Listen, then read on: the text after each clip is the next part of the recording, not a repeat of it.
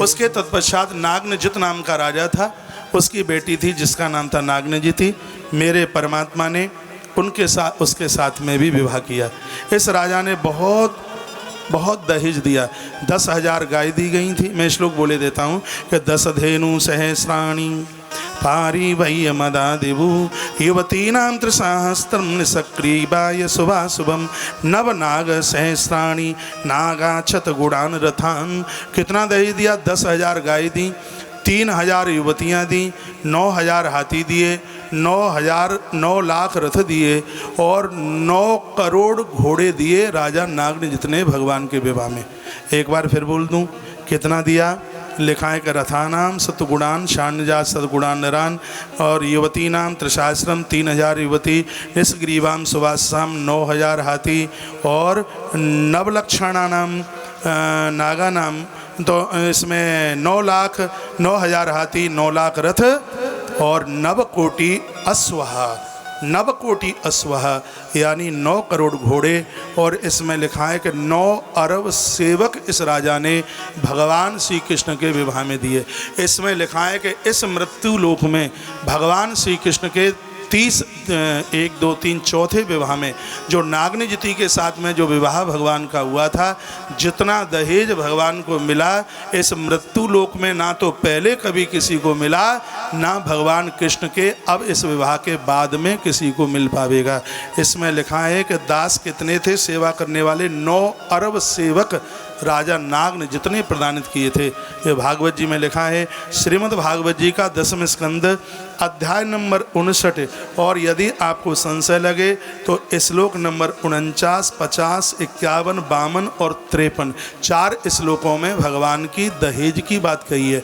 इसमें सुखदेव भगवान कहते हैं, परीक्षित जितने सेवक कृष्ण के विवाह में इस राजा नाग ने जितने दिए इतने ना तो पहले कभी मिले और आगे भविष्य में भी कभी किसी को मिल नहीं सकते। इसलिए हे परीक्षित, वो लोग बड़ी कम बुद्धि वाले हैं जो कृष्ण को मनुष्य समझते हैं। कृष्ण मनुष्य नहीं है। कृष्ण एते चांस कलाम पुंसाम, कृष्णस्तु भगवान स्वयं अपनी संपूर्ण कलाओं से परिपूर्ण होकर के धरती पर भगवान का ये पूर्ण अवतार है। परीक्षित गदगद हो गए, आंख में आंसू आ गए। 8 विवाहों की चर्चा कर दी।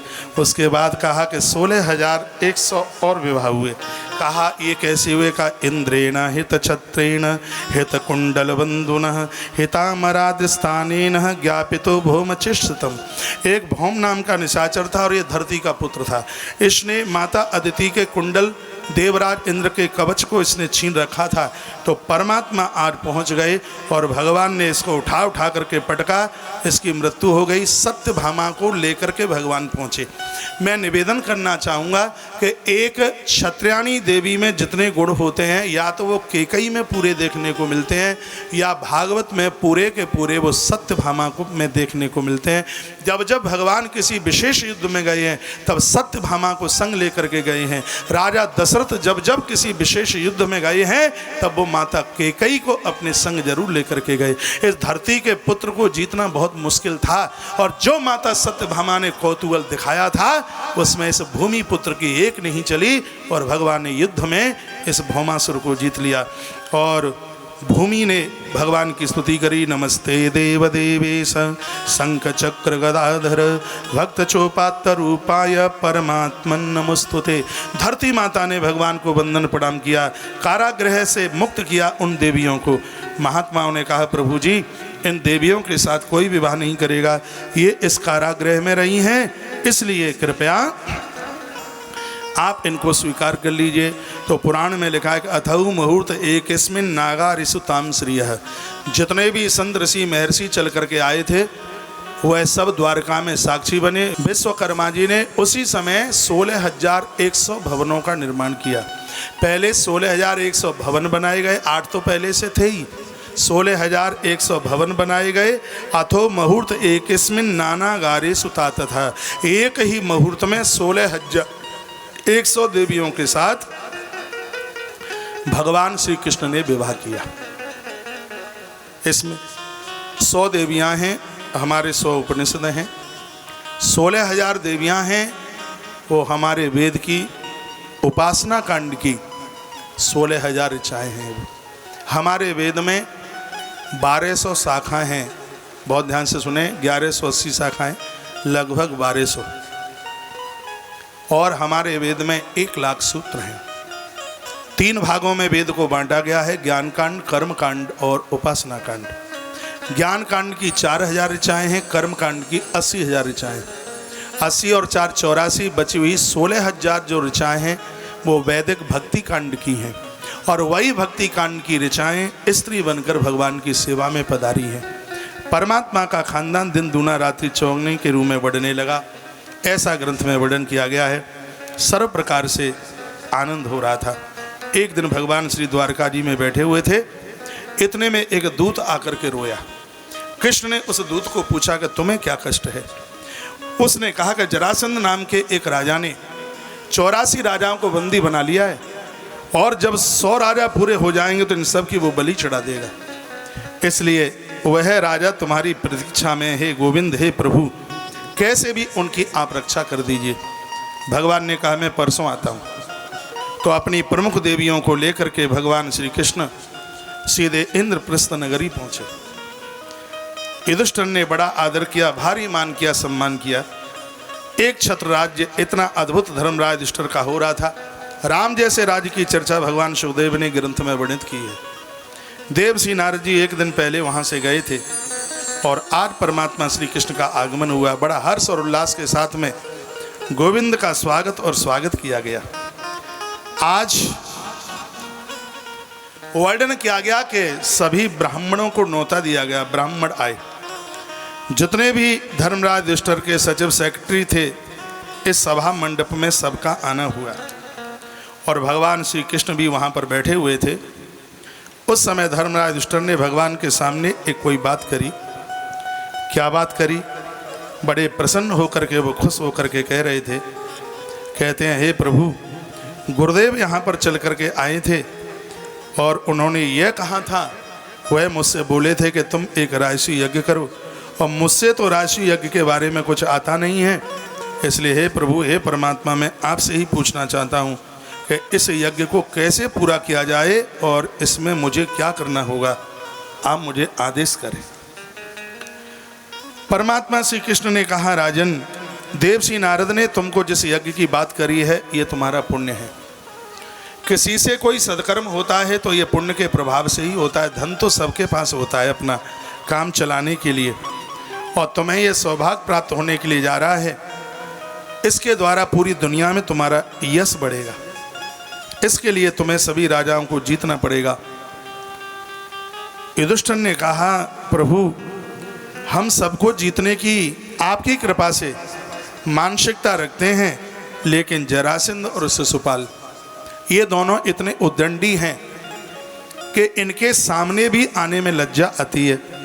भगवान बोले कि इनको तुम मेरे ऊपर छोड़ दीजिए, इनको मेरे ऊपर छोड़ दें, इनको मैं देख लूँगा। उसी समय भगवान श्री कृष्ण भीम और अर्जुन को अपने साथ में लेते हैं। ब्राह्मण भेष बनाया और ब्राह्मण भेष बना करके वो चल पड़े, पहुँचे जरासंध के यहाँ और जाकर के दुहाई दे दी, हरिश्चंद्रो रंत देवा उक्षावृत्ति शिविरबली व्याध कपोतो वैभो यह ध्रुवेण ध्रुवम गतः। अरे हरिश्चंद्र के समान सत्यवादी, शिवदधीची के समान उदार, जय हो तुम्हारी। उसने सोचा इतना आशीर्वाद देने वाला है कौन? पूछा कि आप कौन हैं? परमात्मा ने कहा कि हम ब्राह्मण हैं, कुछ मांगने के लिए आए हैं।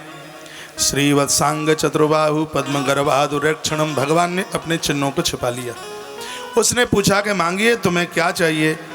तो कहा कि पहले तो तुम हाँ भरिएगा, क्या तुम हमें दे दोगे जो हम मांग रहे हैं? इसने कहा कि मेरे दरवाजे से कभी कोई खाली हाथ जाता ही नहीं है, मुझसे मांग लो, तुम्हें क्या चाहिए? तब श्री भगवान उवाचा, भगवान बोले, युद्धम नु देहि राजेंद्र द्वंद्वं सो यदि मन्यसे। हम तुम्हारे साथ युद्ध करना चाहते हैं, आप हमारे साथ युद्ध कर लो। ये चक्कर में पड़ गया कि जितने भी आए किसी ने लंगोटी कमंडल मांगा, लेकिन ये पहला व्यक्ति है जो मुझसे युद्ध मांगता है। जरासंध ने कहा, लड़ूंगा मैं, क्योंकि मैंने बोला है, लेकिन शकल तो दिखाओ कि तुम हो कौन। इतना कहा तो कुंती माता के दोनों पुत्र और देवकी मैया का लाल तीनों अपने असली भेष में आ गए। तो मुस्कुराया जरासंध। जरासंध ने कहा, ए भगोड़े, मैं तो ये सोच रहा था कि तू सुधर गया होगा, लेकिन तेरे ऊपर कोई फर्क नहीं पड़ा। तू भीरू है, मथुरा स्वपरिम तक्ता समुद्रम शरणम गता। मेरी वजह से तू डरपोक मथुरा छोड़कर समुद्र की शरण में चला गया, और मैं ऐसे कायरों से कभी युद्ध नहीं करता। भगवान कृष्ण बोले, हम भीरू हैं, हम कायर हैं, हम डरपोक हैं, ठीक है, तुम जो कहो हम सो ही हैं, हम तुम्हारे लायक नहीं हैं, तो भैया अर्जुन से युद्ध कर लो। तो क्या कहने लगा कि अर्जुनो न भवेद योधा, ये कुंती के लाल को क्यों मरवाने को ले आए हो, ये मेरी मार नहीं झेल पाएगा। इधर देखिए, ये मेरी मार नहीं झेल पाएगा।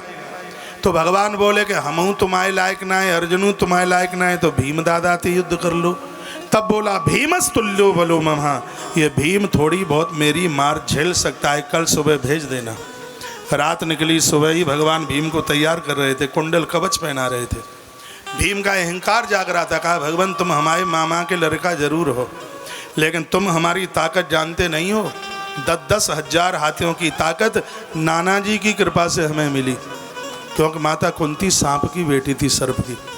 और भीम को जब जहर दिया गया था, जब वो नागलोक में गए, तो इनके नाना जी ने 10 कुंडों का अमृत इनको ऐसा पिलाया जिससे 10 हजार हाथियों की ताकत भीम के पास में थी।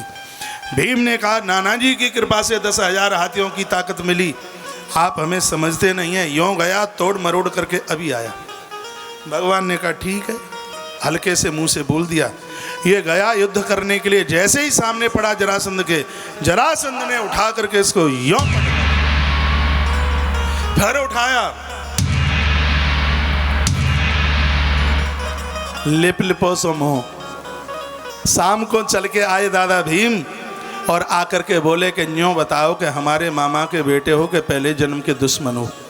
भगवान कृष्ण बोले, क्या हुआ? मार खाने में कमी नहीं रही, मरवाने के लिए लाए हो, मैं युद्ध करने के लिए नहीं जाऊंगा। भगवान यही तो सुनना चाहते थे। 8 दिन पहले भगवान कृष्ण को बोला, 10 हजार हाथियों की ताकत है, बाजुओं में इतनी खुजली है, 2-2 हाथ तुम ही कर लो। तो कृष्ण बोले कि मौसी, बुआ और मामा ये तीनों एक ही होते हैं, हम तुम आपस में युद्ध करें ये बिल्कुल ठीक नहीं है। कहा, बाजुओं में खुजली है। भगवान ने कहा, जल्दी मिटवा देंगे, चिंता मत कर। ईश्वर के दरबार में तो अहंकार की खुजली चलती नहीं है, सो आज मिटवाने को ले आए। भगवान कृष्ण को कहा कि मरवा के छोड़ोगे, मुझसे उसका सामना नहीं होता। कृष्ण बोले, तुम युद्ध तो करते हो लेकिन मेरी तरफ नहीं देखते, जब तक मेरी तरफ नहीं देखोगे तब तक तुम युद्ध नहीं जीत पाओगे। कथा यहाँ यही घूम रही है। जरासंध वृद्धावस्था का नाम है। कृष्ण कहते हैं कि वृद्धावस्था में जीव मेरी तरफ से निगाह हटा लेगा तो बुढ़ापा उसकी कमर तोड़ देगा, इसलिए मेरी तरफ देखते रहना यदि जरासंध को जीतना है तो। बात समझ में आ रही है?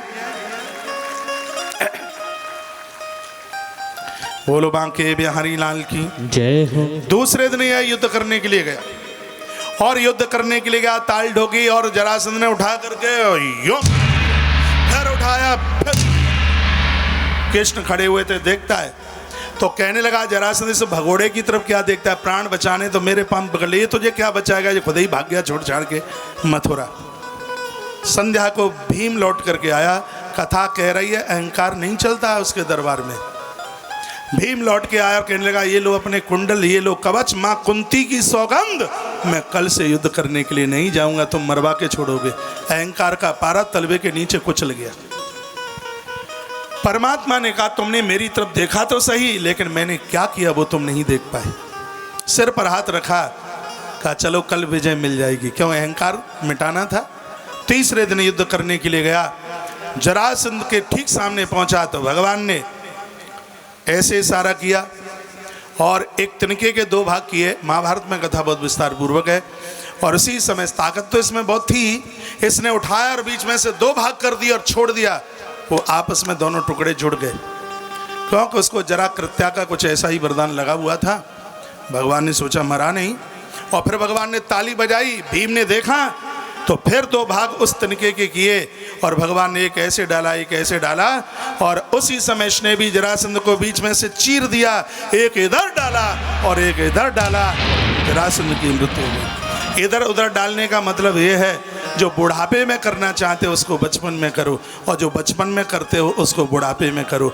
बुढ़ापे में भजन करना चाहते हो, कौमार आचरित प्राज्ञो धर्मान भागवतानिया, भजन छोटी उम्र से शुरू कर दो। और बचपन में आप सत्य बोलते हो, वृद्धा अवस्था में उस सत्य का पालन करो। बुरा मत मानिएगा, दादा लोग सफेद झूठ बोलते हैं, फिर ये और कहते हैं कि हम झूठ बोलते ही नहीं है। बच्चा सत्य बोलता है, वृद्धावस्था में सत्य बोलिए। बुढ़ापे में भजन किया जाता है, बचपन से भजन में जुड़ जाइए, तभी आप जरासंध बुढ़ापे को जीत पाओगे। इस कथा का सार यह है। उसके तत्पश्चात इसके पुत्र सहदेव को गद्दी का मालिक बनाया। कारागृह में जितने भी राजा थे सबको भगवान ने मुक्त किया। इन राजाओं ने भगवान की स्तुति में 5-7 श्लोक बोले। क्या लिखा है? मृग तृष्णाम यथा बाला मनितम उदकाश्याम एवं बेकार की माया मयुक्ताम वस्तु चक्षते। 84 राजाओं ने स्तुति में क्या कहा? भगवान संसार की संपदा तो एक मृग की तृष्णा की तरह है, कुछ भी नहीं है, सब बेकार है। जीवन का एक कोई आधार है तो वो सिर्फ आप हैं। अथो न राज्यम मृग तृष्ण रूपितम देन सस्वत पतताम रुजाबुभा। आपने हमें मुक्त किया, हमें राज्य खजाना कुछ भी नहीं चाहिए। हे प्रभु, आपने आज हमारे ऊपर कृपा कर दी। जो आपका नाम लेगा उसके जीवन में कभी कलेश नहीं रह सकता। वो 84 राजा बोले। श्रीमद् भागवत के 10वें स्कंद के अध्याय नंबर 73 में श्लोक नंबर 16, और यह श्लोक ज़्यादा तरह से आप सबसे आता ही है। 5 मिनट बस मैं आपकी ले रहा हूँ, 5 मिनट में, क्यों अभी 3:15 बजे नहीं है, 5 मिनट में ही आपको सबको पानी पीने का मौका मिलेगा। वो कौन सा श्लोक है? स्कंद 10 अध्याय 73 और श्लोक नंबर 16, जहाँ ने कहा, हे प्रभु, जो तुम्हारा नाम लेते हैं उनके ही कष्ट मिट सकते हैं, उनके ही कलेश मिट सकते हैं, और यदि तुम्हारा नाम नहीं लेगा तो उसके घर में तो कलयुग नृत्य करेगा। और वो श्लोक है कि कृष्णाय वासुदेवाय हरये परमात्मने प्रणतक्लेशनाशाय गोविंदाय नमो नमः। हे भगवान, आपका नाम स्मरण करने से कलेश समाप्त होते हैं। आज आपने हमारे ऊपर अपनी बड़ी अहतुकी कृपा का वर्षण किया है। परमात्मा ने चतुर्भुज रूप से दर्शन इनको दिए। श्रीवत्सांक चतुर्बाहुं पद्म गर्भारूढ़े क्षणम। भगवान इनको अपना दर्शन देकर और सहदेव को गद्दी का मालिक जो जरासंध का बेटा था उसके माथे पर राजोचित संस्कार करते हुए भगवान सीधे इंद्रप्रस्थ नगरी चले आए।